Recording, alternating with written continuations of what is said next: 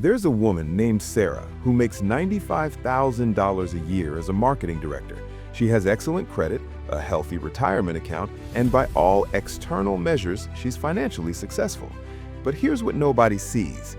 Every single time her bank balance dips below $10,000, even though she has no debt and a steady income, she gets physically nauseous. She can't sleep. She obsessively checks her account multiple times per day. Her therapist finally asked her why $10,000 was the magic number, and Sarah couldn't answer. She just knew that falling below it felt like standing at the edge of a cliff. Then, during a family dinner, her mother casually mentioned how they lost everything when Sarah was 7.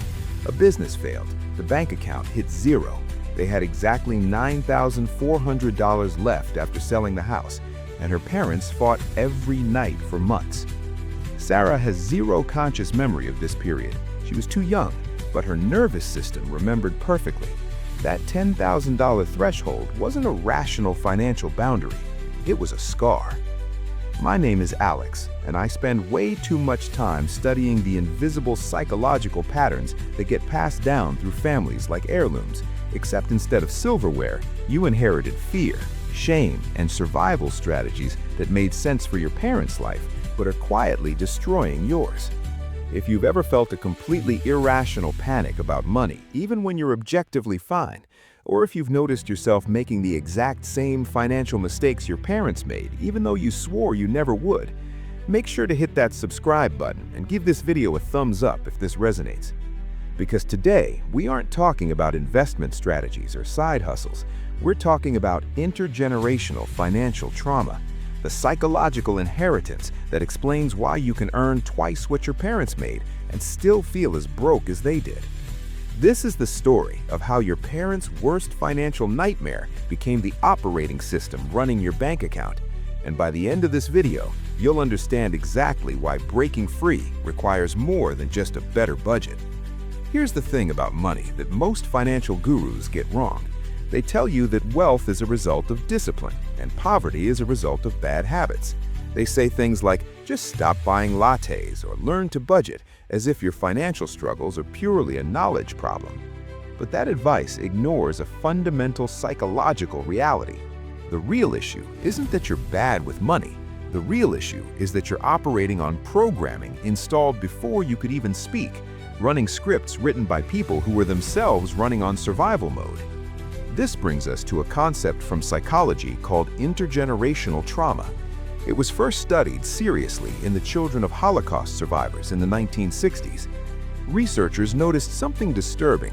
Even kids who were born after the war, who never experienced the camps themselves, exhibited higher rates of anxiety, hypervigilance, and specific fears around scarcity.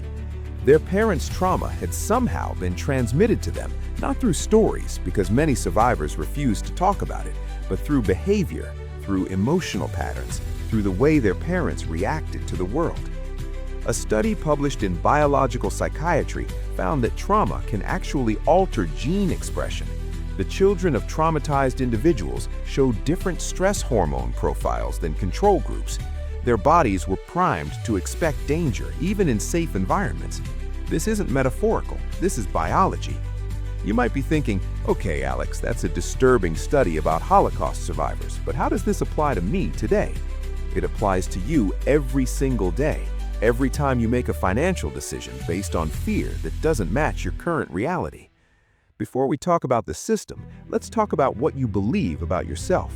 Because right now, you're operating on invisible scripts, stories you've been telling yourself about money that you don't even realize are running in the background. When you refuse to spend money on yourself, even though you can afford it, you're not just being frugal, you're acting out a belief. The belief that spending equals danger, that comfort is temporary, that the other shoe is always about to drop. When you impulsively buy things you don't need the moment you have extra money, you're not just being undisciplined, you're reinforcing the story that money disappears anyway, so you might as well enjoy it while it's here. These are called money scripts, and most people are running on the same few. Money doesn't grow on trees. Rich people are greedy. I'll never have enough. I don't deserve nice things. If I have money, someone will take it from me. Notice what you just felt when I said those. If you felt defensive, that's not an accident. That's the belief protecting itself. Because if you're just not good with money, then you don't have to take responsibility for changing. If money is inherently scarce, then you have permission to hoard or panic. The first step isn't changing what you do, it's seeing what you believe, because you can't fix a problem you don't know exists. Now, here's the thing I need you to understand. This isn't just about you having limiting beliefs. This is about how those beliefs got installed in the first place, and understanding that changes everything. Your parents lived through something that terrified them financially. Maybe it was the 2008 crash, maybe it was a bankruptcy, maybe it was growing up in poverty themselves, maybe it was immigrating with nothing. Whatever it was, it changed them at a neurological level. And then they raised you. They didn't sit you down and say, "I'm going to transfer my financial trauma to you." They just lived their lives, and you absorbed it the way children absorb everything, through observation and emotional osmosis. Let's look at how this plays out in real life. Your dad grew up genuinely poor, food insecurity, eviction notices, the whole nightmare. He claws his way up, gets a stable job, makes decent money, but every single time your family went to a restaurant when you were a kid, he made a scene about the prices. He'd argue with your mom about ordering an appetizer. He'd check the receipt 3 times looking for errors. He'd leave a tiny tip and justify it loudly. You, as a child, learned that eating in public is stressful, that spending money, even money you have, is dangerous, that people are always trying to rip you off. Fast forward 20 years, you're an adult now, you make good money, you go to dinner with friends, and the check comes. You feel your chest tighten. You calculate your portion down to the dollar. You feel anxious if someone suggests splitting it evenly, because what if you pay for someone else's extra drink? You don't know why you're like this. Your friends think you're cheap, but you're not cheap, you're scared. And the fear isn't even yours. It's your father's fear, living inside you like a ghost. Or maybe your mother grew up in a family where money was weaponized, love was conditional, gifts came with strings attached, financial support meant control. So she became fiercely independent. She refused help from anyone. She'd rather suffer than owe somebody something. You watched her struggle needlessly, turning down assistance, working herself to exhaustion, all to maintain this idea that needing help meant weakness. And now you do the exact same thing. You won't let your partner contribute to shared expenses even when they offer. You refuse to ask for a raise even though you deserve it, because asking feels like begging. The insidious part is that these patterns feel like your personality. You think, "I'm just independent," or "I'm just careful with money." You don't realize you're performing a script decades before you were born.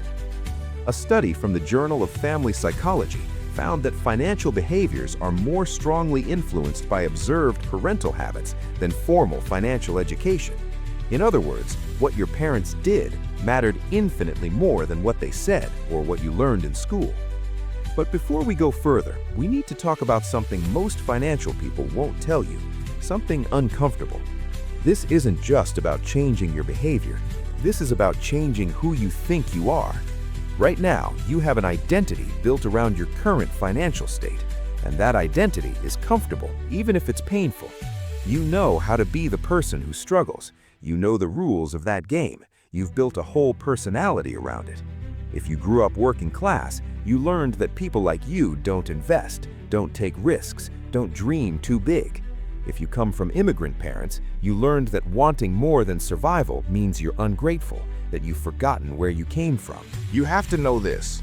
Escaping financial struggle, you don't just gain money, you lose an identity, and that's terrifying.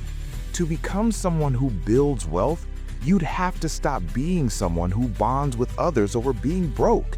You'd have to stop saying, "I can't afford that," as a reflex. You'd have to stop believing that wanting financial security makes you selfish or materialistic. You'd have to stop using poverty as protection from expectations. And here's the part that keeps people trapped. If you change, your people might not understand. Your family might accuse you of thinking you're better than them. Your friends might stop inviting you to things because you're all about money now.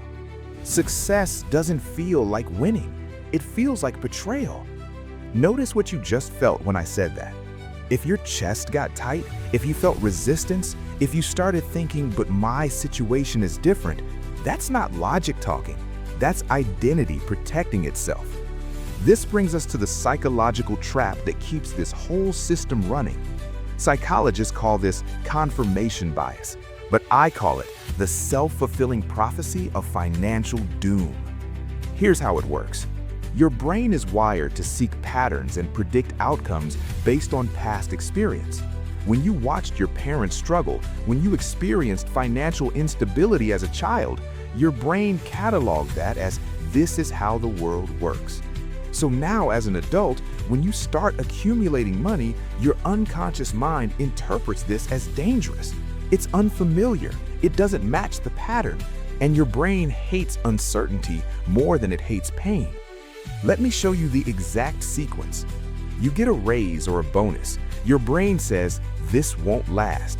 You feel anxious. You sabotage by spending it impulsively, or by making a risky decision, or by just not depositing the check for weeks, which creates the outcome of not having money, which confirms your original belief that money never stays.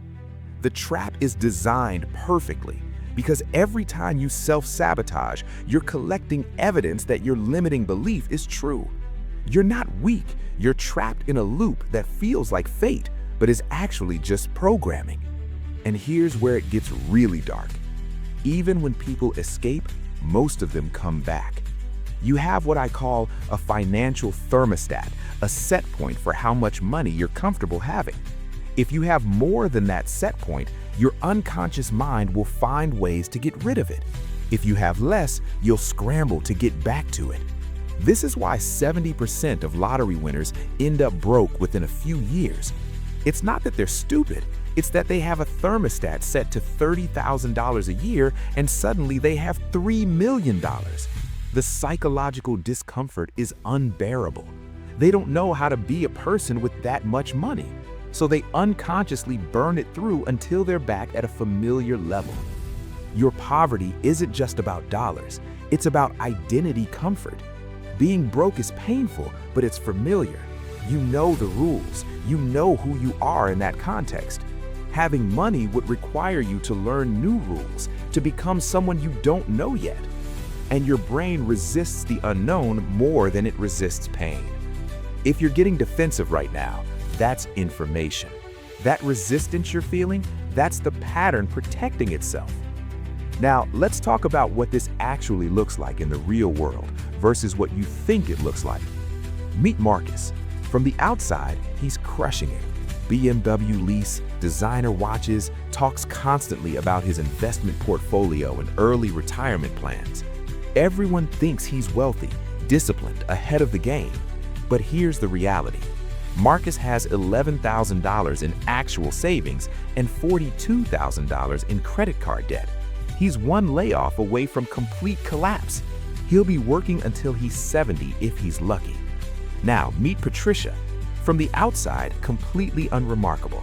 12-year-old Honda Accord, brings lunch from home every day, wears clean but clearly not designer clothes, never mentions vacations to exotic places. Everyone assumes she's getting by, maybe has $50,000 saved if she's been smart. But here's the reality. Patricia has $1.7 million in investment accounts. She owns her home outright. She could retire tomorrow and live comfortably for the rest of her life. The reason you can't see the difference is because we're trained to read wealth through visible consumption, designer bags and luxury cars and exotic trips. But real wealth is invisible. It's in accounts you can't see, in choices that look boring, in saying no to things that would impress people. Marcus isn't rich, he's performing rich, and the performance costs 80% of his income. He's trapped maintaining an image that's bankrupting him. Patricia stopped performing decades ago, and that freed up all her money to actually compound. Look around your own life. How many people do you know who drive expensive cars but panic when an unexpected bill shows up? How many people look unremarkable but are actually financially bulletproof? You've been reading the wrong signals your entire life. Let's map out exactly how one inherited belief destroys your financial life over time. It starts with a moment in your childhood. Let's say you're 8 years old. Your parents are fighting about money. You hear your mom crying. You hear your dad say, "We might lose the house." That moment gets encoded in your nervous system as money equals danger, instability, conflict. Your child brain makes a decision. I will never let myself feel this powerless again. I will always have control. Fast forward to age 25. You get your first real job making $50,000 a year, but instead of investing or saving strategically, you hoard it in a checking account, earning nothing. Because investing feels like losing control. Anything you can't see and touch feels dangerous. By age 30, you've missed 5 years of compound growth. If you'd invested $500 a month starting at 25, you'd have over $40,000 by 30. Instead, you have $30,000 sitting in checking, slowly losing value to inflation. By age 40, the gap is massive. The person who started investing at 25 now has over $150,000. You have maybe $80,000 saved, still in cash, still terrified to invest. That initial childhood fear of losing control has cost you $70,000 and counting. By age 60, it's devastating. They have over $700,000. You have $250,000. That initial childhood trauma, that one moment of hearing your parents fight, has cost you $500,000 and no chance of comfortable retirement. But we're not done, because that initial belief didn't just cost you money, it cost you relationships. You've pushed away partners who wanted to combine finances. You've created conflict with family who think you're paranoid. You've lived in a state of low-level anxiety for 40 years. So that moment when you were 8 years old, that fear that got installed, the real price tag is $500,000 and 40 decades of unnecessary suffering. Notice what you just felt when I showed you that timeline. That sinking feeling. That's awareness breaking through denial. So how do we break this? How do we step out of a pattern that's been running your entire life? It starts with understanding that this isn't a money problem. This is an identity problem. Right now, you operate from an inherited identity. You are someone who believes money is scarce, that financial security is for other people, that wanting more means you're greedy or forgetting your roots.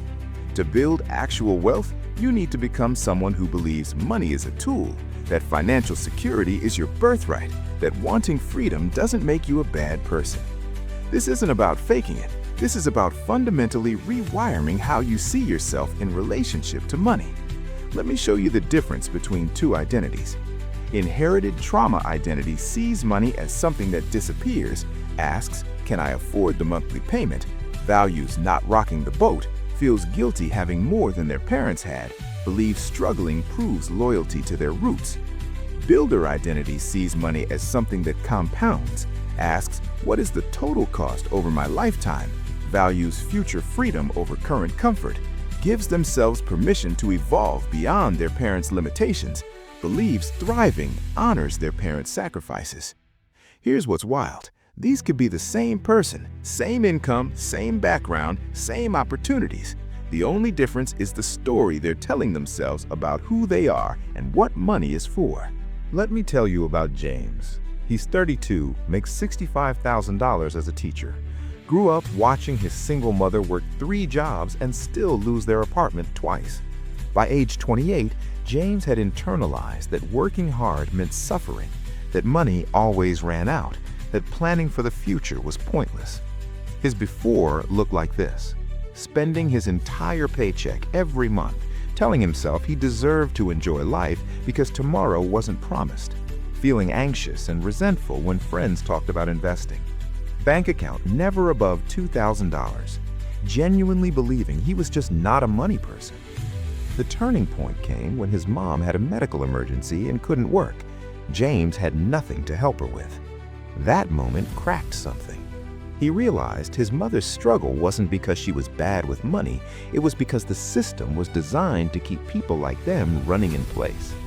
His after looks like this: same $65,000 salary, but now he sees himself as someone building an escape plan, automatically invests 15% before he sees it, lives on the rest without feeling deprived because he's not trying to fill a void, has $35,000 saved in 2 years, sleeps through the night. The money didn't change first. The identity changed first. James stopped being someone who inherited his mother's fear and started being someone who learned from her experience. The money was just a side effect of the identity shift. Now, when most people learn this information, here's what they do, and I need you to understand why this doesn't work. They hear this and they think, okay, I'll just start budgeting better and force myself to save. They'll download every finance app, they'll make elaborate spreadsheets, they'll cut out coffee and cancel subscriptions, and it lasts about 6 weeks. Then they're right back where they started. Why? Because they tried to change the behavior without changing the identity. They're trying to use willpower to override their programming, and willpower doesn't work long term. You can white-knuckle your way through saving money for a while, but eventually you'll revert to your set point. Then you feel like a failure. You use the relapse as evidence that you're just bad with money, and the pattern gets stronger. The right approach isn't to fight your identity, it's to rebuild it. Here's how you actually break free, and I'm warning you, this requires more than just opening a savings account. This requires becoming someone new. Strategy 1. The awareness inventory. The tactic is this. Spend 1 week tracking not just where your money goes, but what you're feeling when you spend it. Every purchase, write down the emotion behind it. Buying coffee, feeling exhausted and deserve comfort. Ordering takeout, feeling too defeated to cook. The identity shift here is becoming someone who sees their spending as communication from their nervous system, not moral failure. To do this consistently, you need to become someone who gets curious instead of ashamed. The mental resistance you'll feel is this. Your brain will say, "This is stupid. I already know I spend too much." That voice is the old identity trying to stay invisible. When that happens, recognize it's the pattern protecting itself. Say to yourself, "I'm not tracking this to punish myself. I'm tracking this to understand the program that's running me." People who succeed at this think of themselves as investigators, not criminals. They tell themselves, "This is data, not evidence of my worthlessness." Strategy 2. The origin story conversation. The tactic is this. Have an honest, non-accusatory conversation with your parents if possible, or with older family members. Ask them about their first memory of money. Ask them what scared them financially. Ask them what their parents taught them. This requires you to stop being someone who avoids uncomfortable conversations and start being someone who seeks truth, even when it's painful. The mental resistance will sound like, "This will hurt their feelings," or "It doesn't matter anymore, the past is the past." The countermove is this. Recognize that understanding isn't blaming. Say to yourself, "I can honor my parents and still examine how their trauma shaped me. These two things can coexist." Warning signs the old pattern is creeping back. You notice yourself avoiding the conversation for weeks. You start thinking, "I don't need to do this, I can just try harder." You feel anger at your parents and use it as an excuse to stay stuck. Strategy 3. The financial thermostat reset. The tactic is this. Identify your current comfort level with money. What's the highest your bank account has been before you had to spend it? That's your thermostat. Now deliberately raise it by $1,000. Keep that amount untouchable. The identity shift required is massive. You have to stop being someone for whom having money feels wrong and start being someone for whom having money feels like safety. The social pressure will be real. People will notice you're not going out as much. Your family might say, "You're obsessed with money now, you've changed." How to handle it? Set a boundary without explaining your whole journey. Say something simple like, "I'm trying something different with my money this year," and change the subject. You don't owe anyone access to your transformation. But none of these tactics work without this foundation. You must separate your current financial decisions from your childhood emotional responses. This means pausing for 10 seconds before every purchase over $20 and asking, "Is this my choice or is this the scared kid in me trying to feel safe?" Not once, not when you feel like it, every single time. Think of yourself as a person whose unconscious programming no longer runs their bank account. They don't make impulsive decisions based on fear. They make intentional decisions based on values. When unexpected money shows up, they don't panic spend it. They pause and ask, what does my future self need from this moment? You're not trying to be perfect. You're trying to become someone for whom conscious choice is natural. Look, here's what this is really about. This isn't about becoming rich. This is about breaking a chain of suffering that's been wrapped around your family for generations. Money is just a tool. The real prize is freedom. Freedom from the fear that controlled your parents. Freedom from the panic that wakes you up at 3 a.m. Freedom to make choices based on what you want, not what you're trying to avoid. You have a choice right now. You can keep being someone who inherited your family's financial trauma. That's comfortable, that's familiar. Your identity stays intact. You get to bond with them over shared struggle. Or you can make the uncomfortable decision to become someone who learned from their family's experience without being imprisoned by it. If you stay the same, here's what the next 10 years looks like. You'll still be anxious about money. You'll still make decisions based on fear. You'll pass the same patterns to your kids if you have them. You'll reach 55 and realize you spent 30 years running from a ghost. If you change, here's what becomes possible. You sleep through the night because you have a buffer between you and disaster. You make career choices based on growth, not desperation. You break the cycle so your children never have to heal from what you survived. The system wants you scared. It profits from you believing you're not capable of building wealth. When you refuse to let your parents' trauma become your destiny, you're not just changing your bank account, you're refusing to play a rigged game. You are not a victim. You're not broken. You're not cursed. You're someone who learned a set of beliefs that don't serve you, and now you're choosing to learn new ones. That's not weakness. That's evolution. Here's what I want you to do right now, not later, not when you feel ready, right now. Pull out your phone and write down one financial belief you know came from your parents. Just one. Money always runs out. Investing is for rich people. I'll never get ahead. Write it down. If this video made you see your money story differently, share it with someone who needs to hear this, because doing that is practicing the new identity. You're becoming someone who refuses to suffer in silence. Remember, your parents did the best they could with the wounds they carried, but you have something they didn't.